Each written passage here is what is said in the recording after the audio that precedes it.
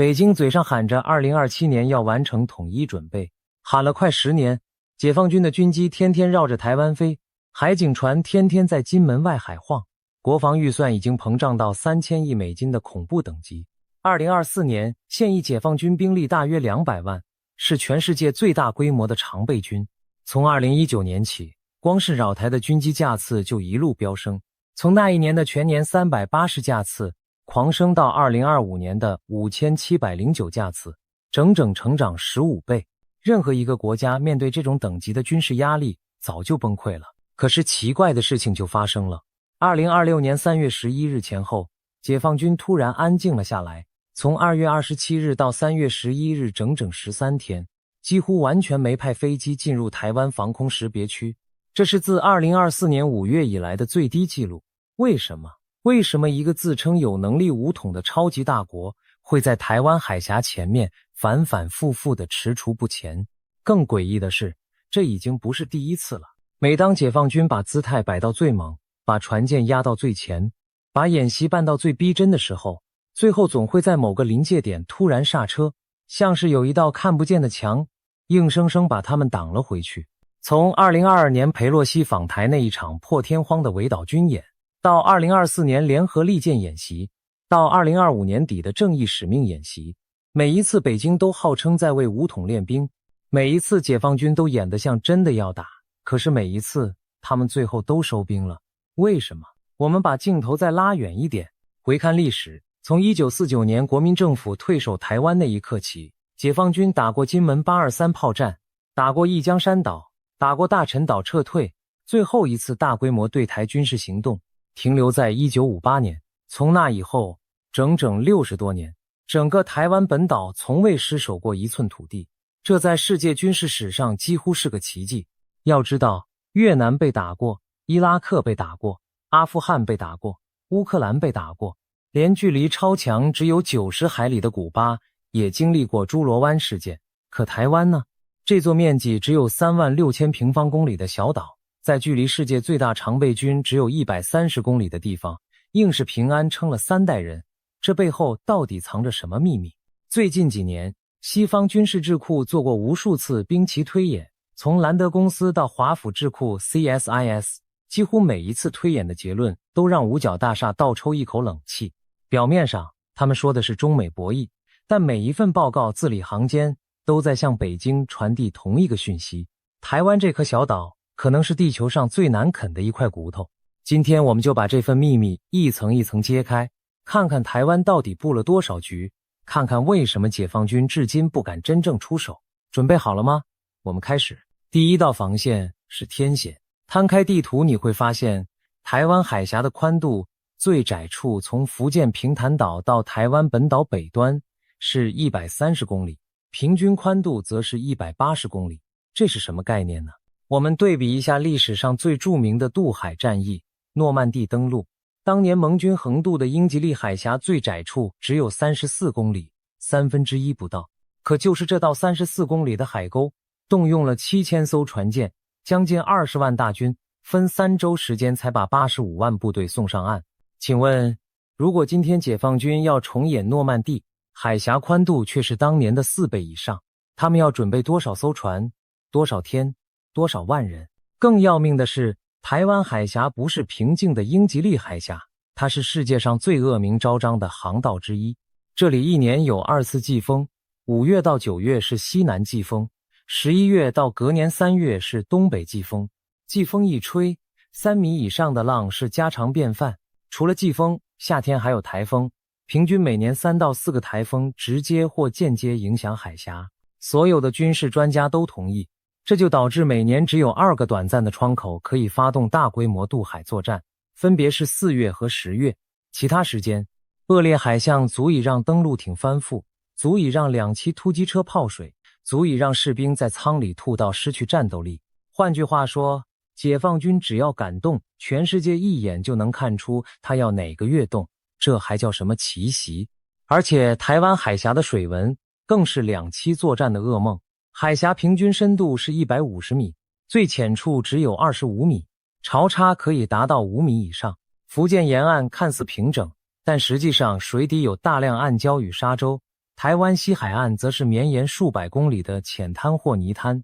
這些淺水區大型登陸艦根本進不來，必須在外海下錨，然後換成小型登陸艇衝灘。可換船這個過程要花多久？1個小時起跳，而這1個小時正是台灣岸防部隊最幸福的1個小時，因為登陸艇就像浮在水面上的火把。更要命的是台灣海峽中央那一道神秘的暗流——黑潮支流。從太平洋深處湧上來的高速洋流，沿着台灣東海岸北上，部分支流會繞進台灣海峽南部，形成一條時速3節到5節的逆向亂流。這條暗流可怕到什麼程度呢？日本考古學家海部洋介為了還原3萬年前的渡海技術，在2019年用最古老的木舟試圖跨越東部黑潮，光是闖過這條洋流就花了將近45小時。請問解放軍的2棲突擊車如果遇上類似強度的橫向水流，會被推得多遠？根據台灣海軍模擬，平均誤差超過20公里。也就是說，原本想登陸台中港的解放軍，最後可能被衝到苗栗或彰化的爛泥灘，前不着村後不着店，直接變成台灣海岸炮兵的火把練習。而且現代戰爭從來不是只有海面那一層，台灣海峽的水文層次極為複雜，從表層的洋流到中層的溫躍層到底層的沙波抵制，全部都是前艦聲納的天敵。表層噪音大，中層水溫巨變導致聲波折射，底層的泥沙更會把回波吸收得乾乾淨淨。這對台灣的前艦來說是天堂，因為他們熟悉這片海域；對解放軍的反前艦來說則是地獄，因為他們找不到目標。這就是為什麼台灣短短幾艘老舊前艦能讓解放軍整個東海艦隊頭痛了幾十年。說到衝灘，接下來我們進入第2道防線——紅色海灘。所謂紅色海灘，是台灣國軍對解放軍最有可能登陸地點的代號。整個台灣島海岸線總長將近1500公里，可是專家評估後發現，真正適合大規模2棲登陸的沙灘最多只有14個，最樂觀的估計也不超過20個。為什麼會這樣？因為台灣的海岸線結構非常奇特，東岸是太平洋面，整片懸崖直接從海拔3000多公尺的中央山脈插進海裡。東部蘇花公路那一段你只要去過就知道，根本沒有沙灘可以登陸。北岸是沿岸跟港部，地形破碎，南岸有珊瑚礁，礁石比尖崖還鋒利，能登陸的幾乎只剩西部海岸的少數沙灘。我們具体把這14個紅色海灘攤開來看，從北到南分別是淡水河口、林口下福、新竹香山、苗栗通霄、台中清水大甲、彰化王功、雲林台西、嘉義東石、台南北門將軍、台南安平、高雄林園、屏東枋寮、宜蘭蘇澳，還有東部的花蓮港。這些名字你不一定都聽過，但每一個都有共同特點，後面接的不是稻田就是村莊或都市。淡水河口後面是新北市區，林口下福後面是林口台地的密集住宅與工業區，新竹香山後面是科學園區和高樓住宅，台中清水後面是台中港加工出口區，屏東枋寮後面是大武山系，根本沒有腹地可以展開部隊。每一個海灘都像一個漏斗，把進攻方塞進無路可退的死巷。更狠的是，國軍其實已經把這14個海灘變成了世界級的防禦工事教科書，每一個海灘都有專屬的反登陸計劃，編號從 R1 到 R14， 每一個都有對應的彈藥儲存點、預設炮位、地下掩體、雷區圖、組覺悟部署規劃。在2025年3月，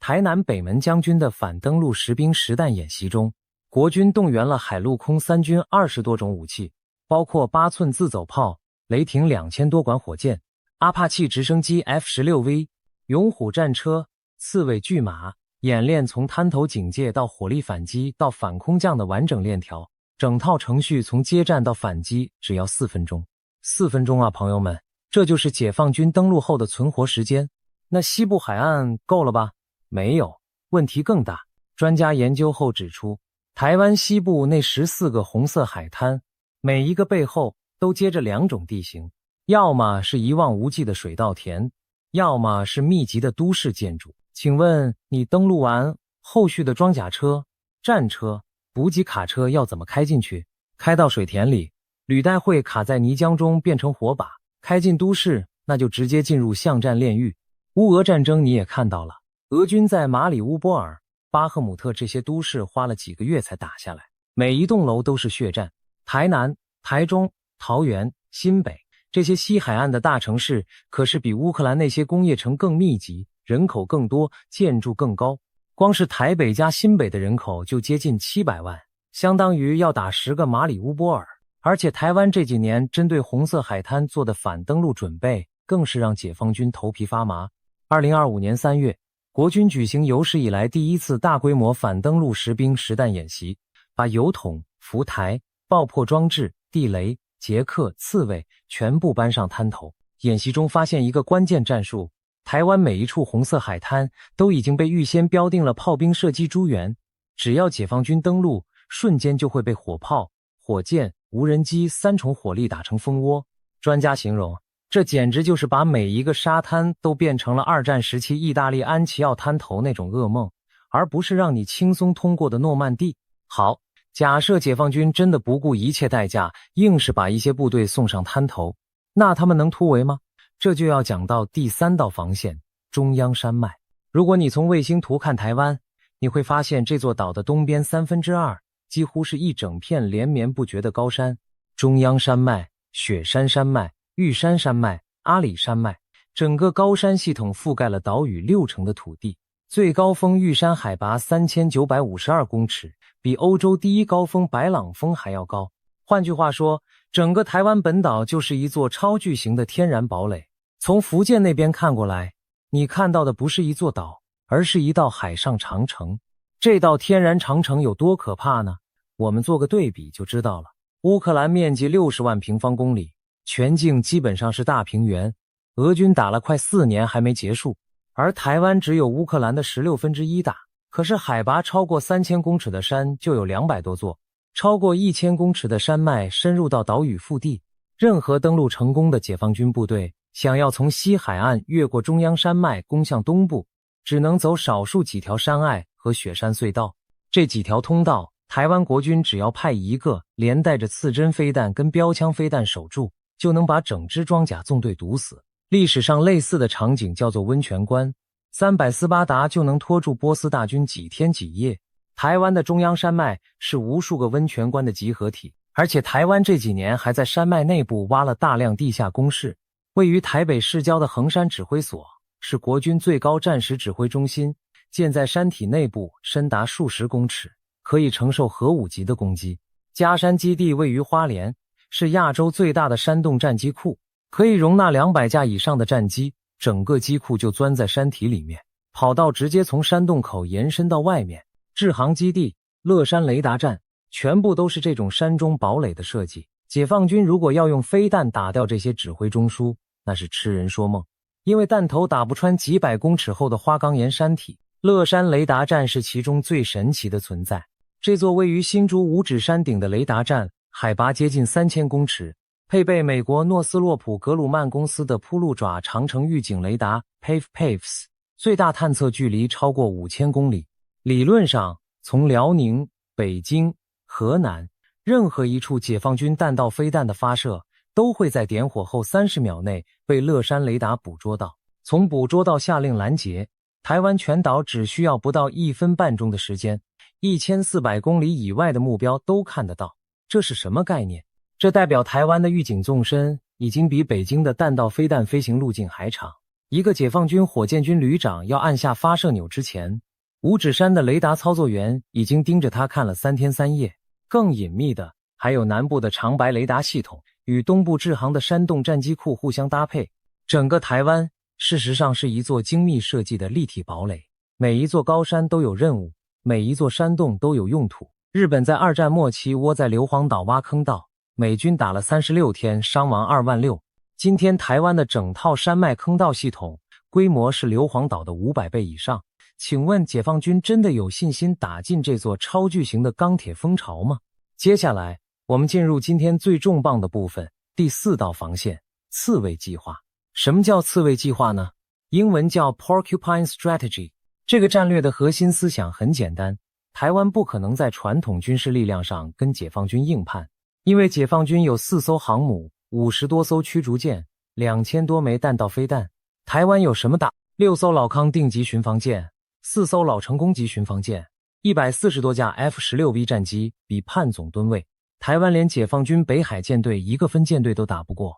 可是戰爭從來不是比總噸位，戰爭是比讓對手付出的代價。刺蝟計劃的核心就是，我不擊敗你，但我讓你吞下我之前先付出毀滅性的代價。具體怎麼做？答案是反艦飛彈，海量的反艦飛彈，密度宇宙第一的反艦飛彈。2026年3月11日，根據台灣國防部消息源透露，台灣國軍的反艦飛彈陣列已經進入歷史性的最終量產階段。國家中山科學研究院旗下的2條主力產線正在全速運轉，一條年產131枚雄風2型亞音速反艦飛彈，另一條年產70枚雄風3型超音速反艦飛彈，再加上美國今年底前完成交付的400枚陸基魚叉 Block 2飛彈，到2026年底，台灣本島的陸基反艦飛彈總數將超過1400枚。這是什麼概念呢？這是全世界最高密度的反艦飛彈網。比照台灣西部海岸線700公里計算，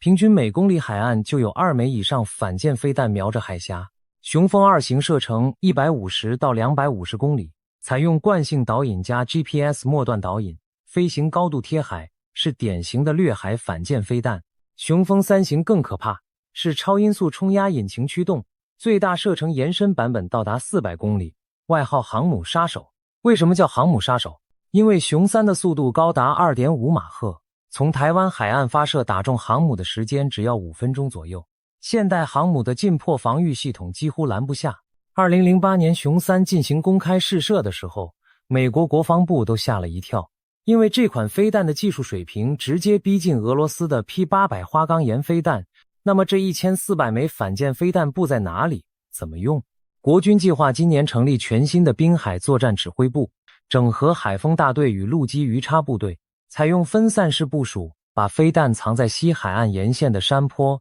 樹林、廢棄工廠、廟宇、農舍裡。每一個發射車都是機動式的，打了就跑，配備偽裝網與電子干擾彈。換句話說，解放軍的衛星看到的可能只是一台普通的卡車，但這台卡車隨時可以在3分鐘內展開射擊、撤離。整個西部沿海就是一張無從預測的死亡網。那麼這張網的殺傷力有多大呢？國際軍事兵推給出的數字非常驚人。在解放軍渡海登陸的前24到48小時內，這套反艦飛彈陣列估計可以擊沉或重創解放軍登陸艦隊的 20% 到 50%。注意，這還沒算進台灣空軍、海軍潛艦的攻擊。如果解放軍動員1000艘船載着100萬大軍渡海，那麼這場渡海可能會變成全人類歷史上最大規模的海上葬禮。光是飛彈雨就讓20到30萬解放軍士兵葬身海底。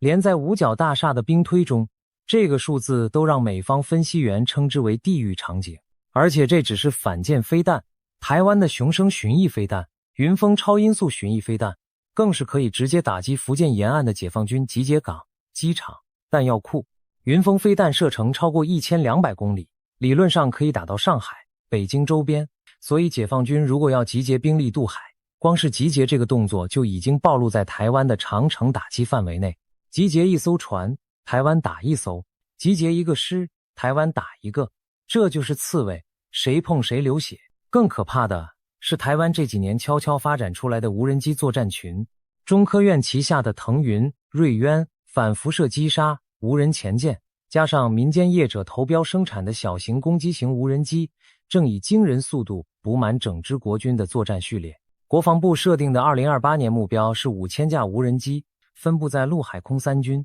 實際上，台灣民間還有大量無人機愛好者社群，戰時動員後可以瞬間湧出上萬架民用改裝無人機。烏俄戰場上，一場無人機革命已經告訴全世界，幾千美元的無人機可以炸掉幾百萬美元的坦克。台灣這套無人機戰術正好是為對付解放軍的2棲突擊艦量身打造的。一艘解放軍登陸艦造價20億美金，但被一架2000美金的無人機鑽進排煙口擊毀，這個換算比就足以讓北京徹夜難眠。接下來第5道防線是天空。台灣的防空網絡是全亞洲最密集的之一，截至2025年，台灣已經部署了4個營的愛國者 PAC-3 反彈道飛彈系統。這款系統在以色列、烏克蘭都通過了實戰考驗，可以攔截短程彈道飛彈、巡弋飛彈、戰機。除此之外，台灣自制的天宮3型反彈道飛彈系統射高超過70公里，可以在大氣層邊緣攔截來襲飛彈。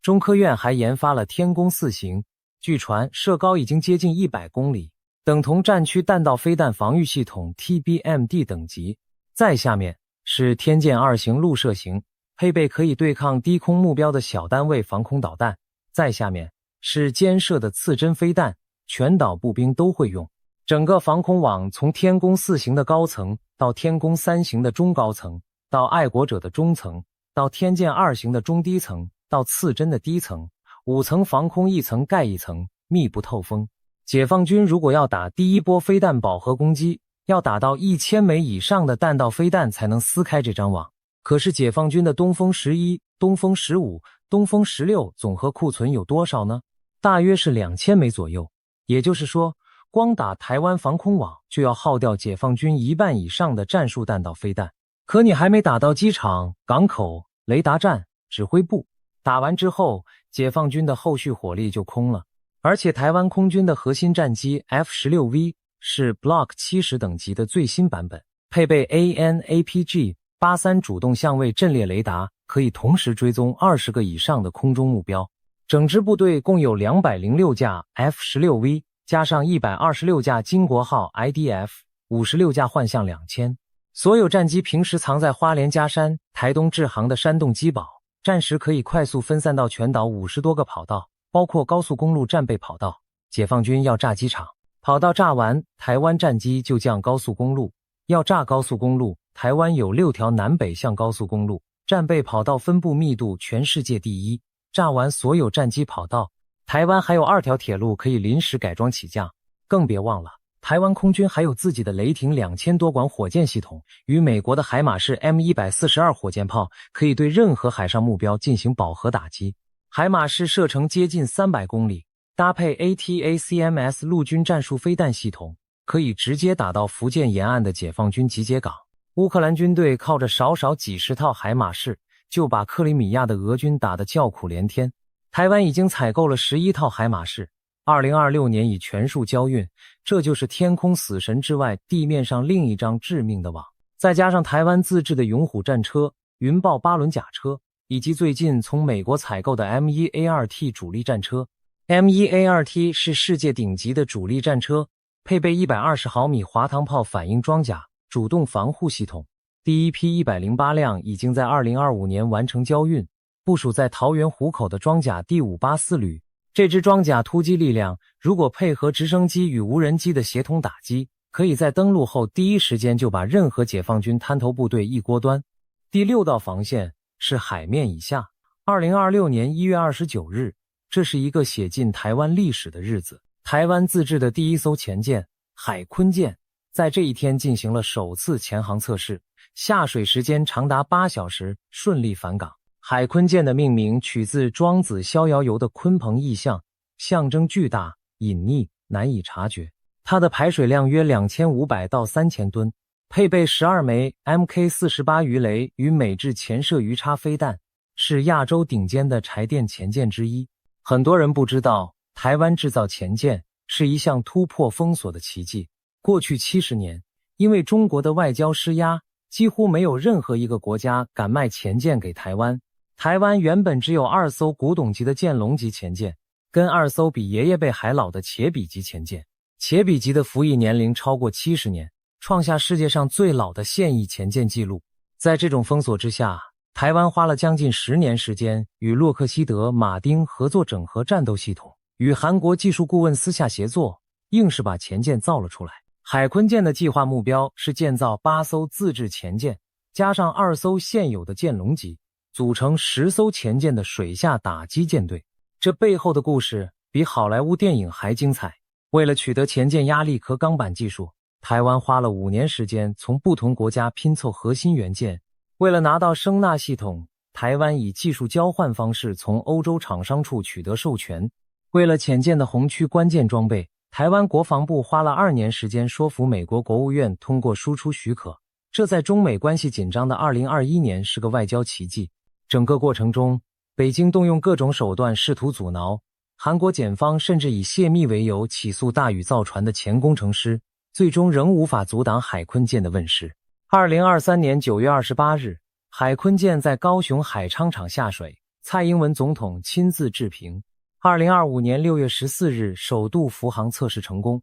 2026年1月29日完成首次潛航測試，下水8小時全程平安。海鯤艦的任務是什麼呢？是阻截解放軍海軍艦隊進出第一島鏈，避免他們繞到台灣東部太平洋一側發動奇襲。台灣海軍規劃，未來海鯤艦及姊妹艦會部署在巴士海峽、宮古海峽與那國海峽之間，形成一條看不見的海底封鎖線。一旦戰爭爆發，這些前艦會優先攻擊解放軍的航母與兩棲攻擊艦。請注意，前艦是反航母最有效的武器之一。二戰時期日本聯合艦隊就是被美軍前艦慢慢咬死的。今天解放軍的航母編隊面對的就是這種看不見的死神。而且台灣海軍還有一個秘密武器——惠龍號無人潛艦，這是中科院在2024年完成的水下無人載具，可以執行情報搜集、水雷布放、自殺式攻擊任務。惠龍號的大小只有海鯤艦的1/10，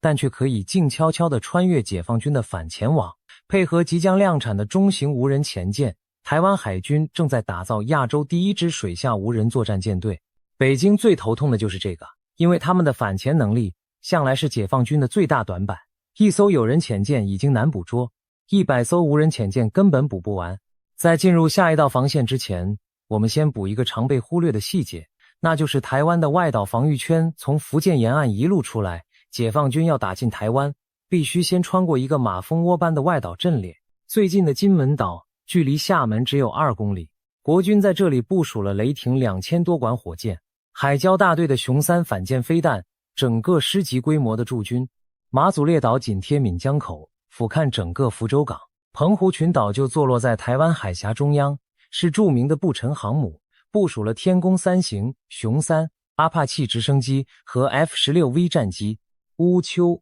東引、東沙、太平島，每一座小島都是一個雷達站，一個飛彈陣地，一個戰場觀察哨。解放軍如果要打台灣，第一步要先解決這些外島，否則後背就被掏空。可是這些外島每一個都是縮小版的台灣，山多、炮多、地下工事多。早在1958年823炮戰，國共雙方在金門對轟，整整44天，金門島上落下將近50萬發炮彈，平均每平方公尺就有1發炮彈。可結果呢？金門守軍硬是頂住了，徹底打消了北京當時武統的念頭。今天的金門比1958年的金門武器先進100倍，工事密集100倍。要重新嘗試，等於要重新走一次徹底失敗的舊路。第7道防線是地形上的最後堡壘，城市與山地反抗。我們前面說了，就算解放軍奇蹟般的登陸成功，接下來他們要面對的是台灣最密集的城市群。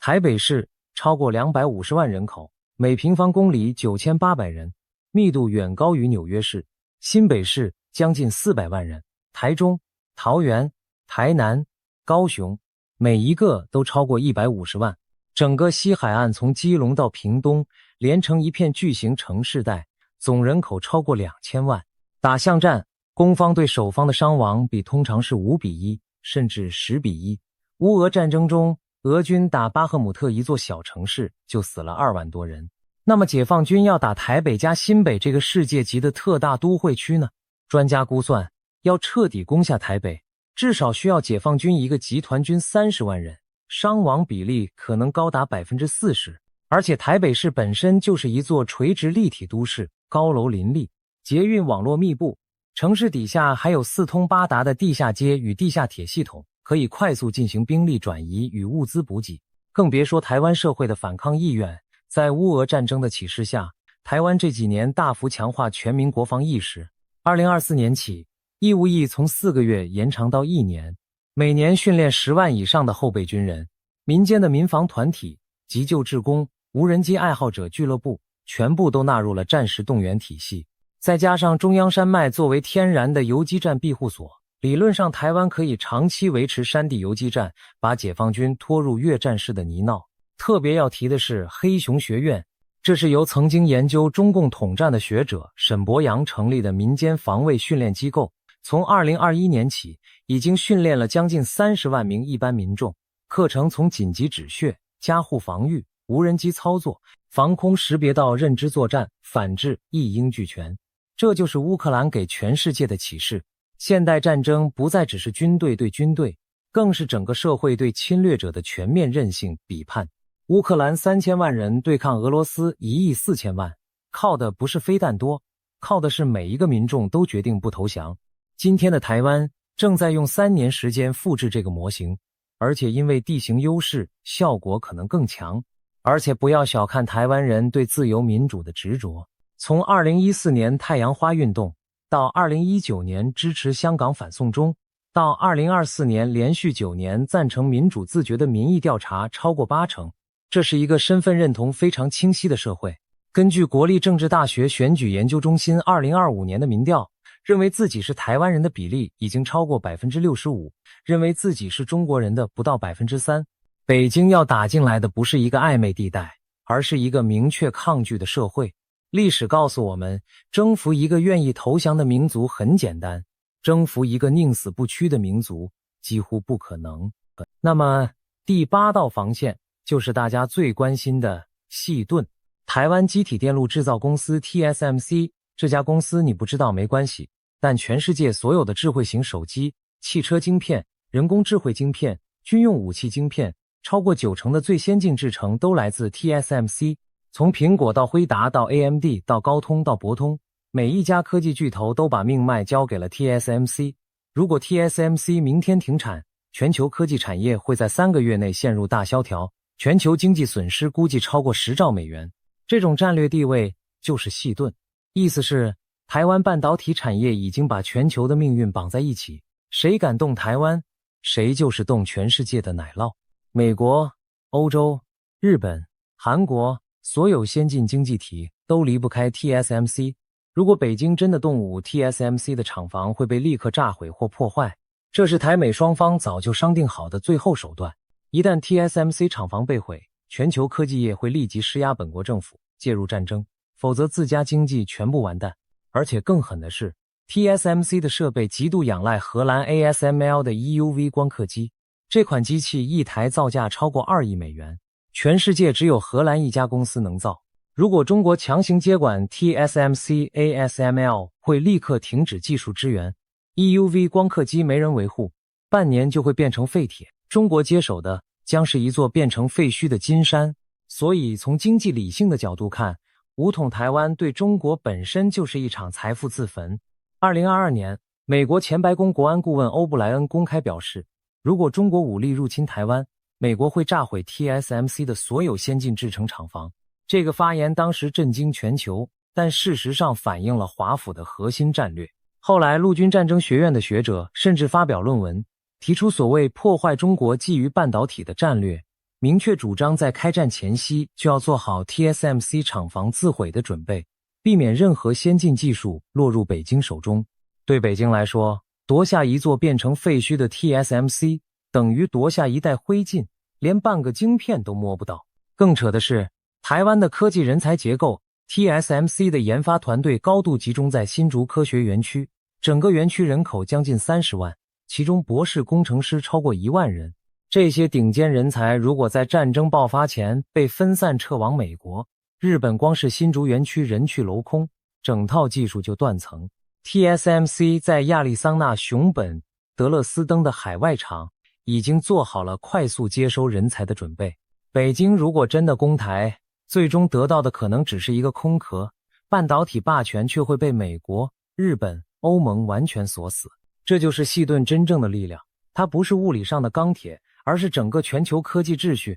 對台灣的鎖死式保護。接下來，第9道防線是國際結盟。台灣不是一座孤島，台灣身後站着一整圈盟友。先說美國，2025年12月，美國國會通過了《台灣保證實施法案》，更明確地承諾，如果台海發生衝突，美國將提供軍事與情報支援。同月，川普政府批准了一筆高達110億美元的對台軍售案，包括無人機、海馬式火箭炮、刺針飛彈、標槍飛彈，全部都是烏克蘭打俄羅斯時最有效的武器。2026年元旦，美國林肯號航空母艦穿越中国主张的水域，向北京傳遞清楚的讯號。再来看日本，2026年最大的地缘政治轉變，就是日本首相高市早苗公開表態，如果台灣遭到武力侵犯，日本將協助防衛。中國駐大阪總領事為此罕見地發出威脅言論，引發整個西太平洋的外交風暴。但高市的立場沒有退讓。為什麼日本如此堅定？因為日本對能源與貿易的命脈幾乎全部從台灣海峽、巴士海峽通過，如果台灣陷落，日本就會被掐住脖子。更重要的是日本的軍事準備。日本自衛隊近2年連續加大宮古島、石垣島與納國島的軍事部署，這3座島嶼距離台灣最近處不到110公里，距離已經部署了反艦飛彈與防空系統。最關鍵的是，與納國島台灣宜蘭縣外海110公里處，島上的雷達已經可以實時監視整個台灣東部海域。一旦台海有事，日本可以在30分鐘內提供完整的戰場情報給美軍與台軍。日本還與美國共同舉行的2025年10月歷任演習，與菲律賓海域舉行的 ANOLEX 2025演習，全部都是針對台海情境的多國聯合作戰預演。菲律賓也加入了這場棋局。馬可仕政府重啟蘇比克灣基地，與美國簽訂了強化版的國防合作協定 EDCA， 給予美軍9個關鍵基地的使用權限。這些基地全部可以介入台海。如果北京要對台動手，等於同時面對美日菲3國的聯合反應，而且澳洲、印度、英國、法國這幾年都在派遣軍艦穿越台灣海峽，宣示自由航行。連德國的巴伐利亞號巡防艦都曾經穿越南海。整個世界已經把台灣海峽看成自家門口的航道。而且不要小看南韓的角色，雖然南韓官方對台海議題向來低調，但實際上整個首爾的安全政策已經越來越向華府靠攏。2024年起，美韓聯合作戰計劃已將朝鮮半島偶發局勢與台海危機進行掛鈎推演，意味着任何一場台海戰爭，南韓的駐韓美軍與南韓自衛部隊都會被自動觸發備戰狀態。北京如果想趁亂北韓進攻，等於同時開啟2條戰線，這對解放軍的補給能力是個徹底打不起的災難。第10道防線，也是最詭異的一道防線，就是北京自己的內部問題。2026年1月24日，解放軍最高層的張軍司令員，僅次於習近平在中央軍委的2號人物，被突然清洗下台。這已經是習近平在過去2年內清洗掉的第5名中央軍委委員，7人軍委只剩下2人。這代表什麼？代表習近平對解放軍的忠誠度已經出現嚴重懷疑。請想想看，一個準備發動史上最大規模2棲作戰的軍隊，會在開戰前夕連續清洗自己1半以上的最高將領嗎？任何懂軍事的人都知道，這在歷史上沒有先例。蘇聯1941年遭德軍進攻，正是因為史達林大清洗了紅軍指揮層，導致前線部隊一團糟。習近平如果真要打台灣，現在這種狀態根本就是自尋死路。所以越來越多分析家認為，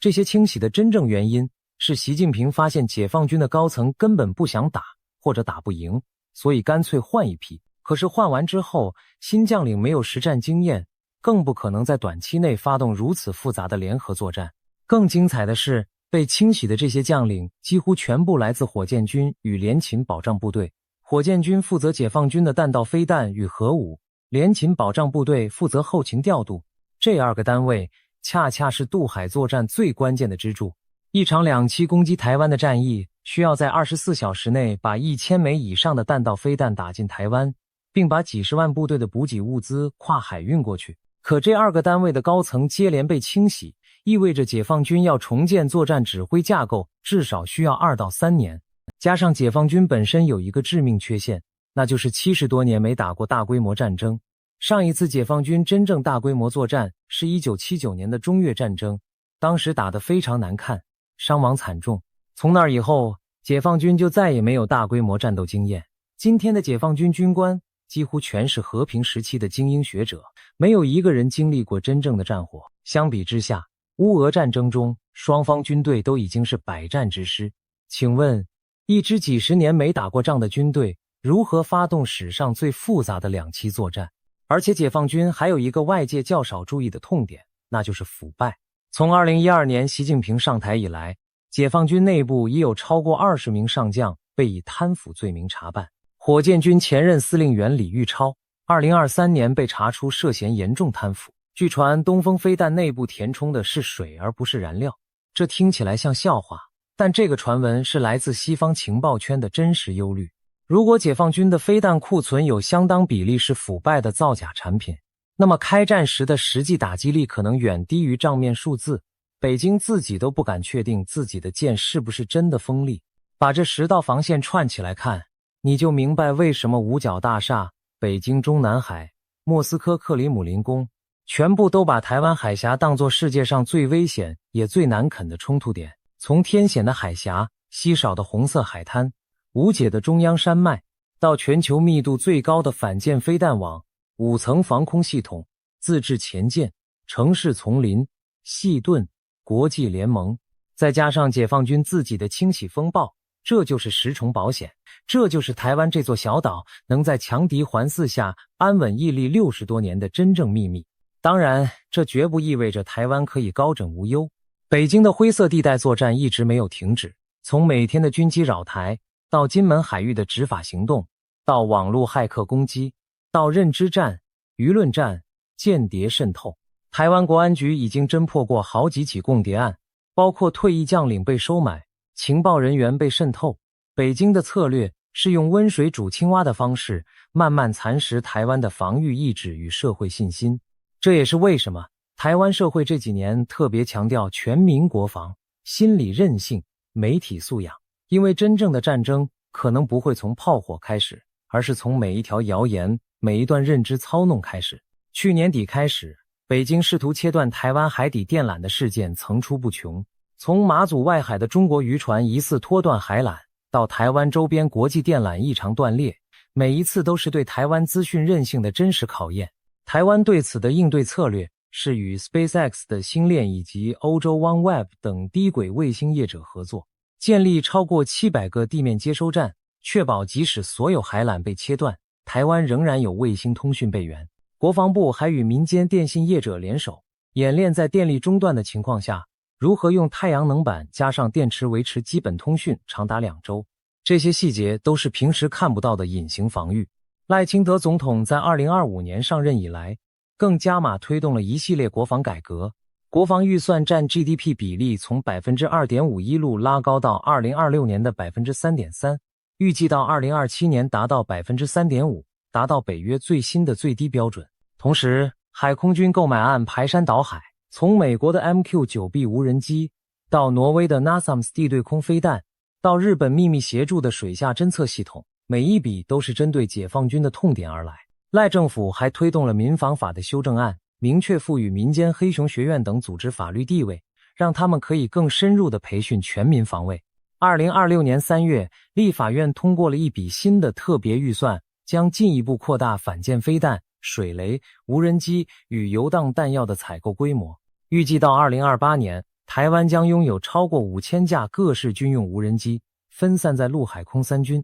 這個數字是什麼概念？整個烏克蘭軍隊目前的軍用無人機規模也才不過7000多架，而台灣作為一個面積不到烏克蘭1/16的小島，無人機密度將達到全球第一。北京如果對台動武，迎面而來的不是少數精銳武器，而是漫天蓋地的飛行死神。未來幾年會發生什麼？這是所有人都在問的問題。北京的2027年解放軍建軍100年，2049年建政100年，這2個時間點是否真的是動武的時間表？大多數分析家認為，這只是政治宣傳的儀式性目標，而不是軍事行動的最後通牒。畢竟北京自己也很清楚，今天動手，付出的代價是經濟崩潰、軍隊重創、國際孤立、政權合法性動搖。任何一個理性的決策者都不會選這條死路。但問題就在於，歷史從來不是理性決定的。從第一次世界大戰到太平洋戰爭，多少次大國戰爭都是被誤判、被情緒、被一念之差推進深淵的。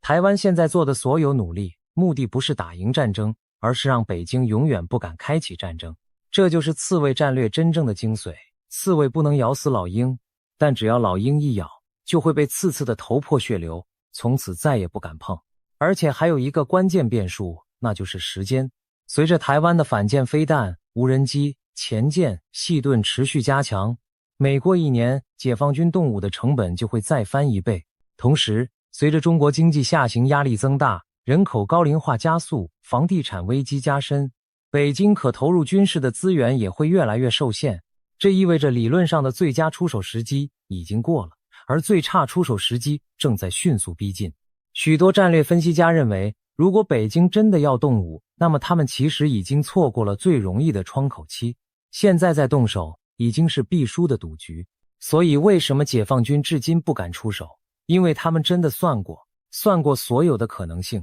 算過所有的代價，算過所有的後果。1400枚反艦飛彈，10重防線，細盾，國際聯盟，自己的清洗困局，所有的數字都指向同一個結論：這仗打不得，打了就完。這就是台灣這座小島用60多年時間，用幾代人的智慧與汗水築起來的全球最難攻破的島嶼秘密。當我們今天看着海峽對岸頻繁的軍演，看着新聞上一架又一架擾台的軍機，看着國際媒體上一篇又一篇的危機分析，請記得，這座島之所以還能安穩在這裡，不是因為運氣，而是因為一代又一代的人把每一道防線都築得結結實實。從岸邊的水泥蛇籠，到山中的指揮所，到地下的潛艦工廠，到雲端的雷達網，每一寸都凝結着守護家園的決心。或許下次當你經過台灣西海岸，看見那些不起眼的卡車與帆布偽裝時，